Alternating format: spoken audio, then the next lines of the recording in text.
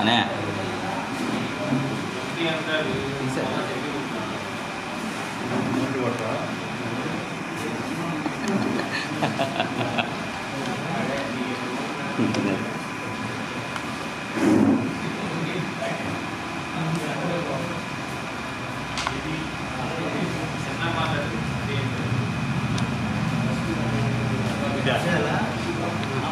Start చేద్దాం sir.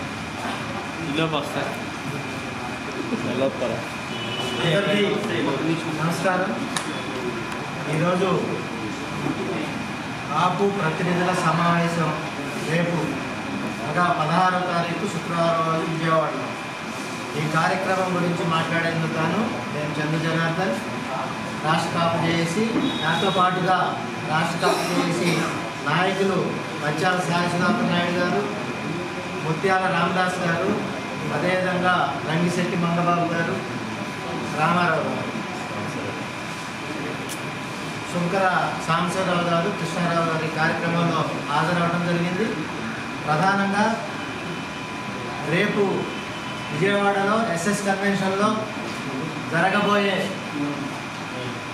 రాష్ట్ర కాపు JAC నిర్వహించే కాపు ప్రతినిధుల సమావేశం ప్రధానమైన ఎజెండా కాపుల యొక్క ఐక్యత, సమైక్యత.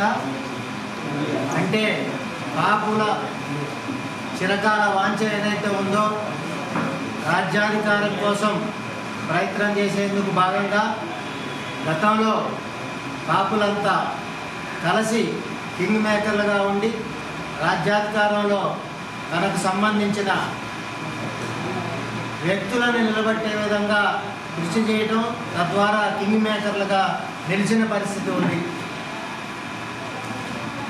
రాష్ట్రంలో 25% ఉన్న కాపు వర్గీయులు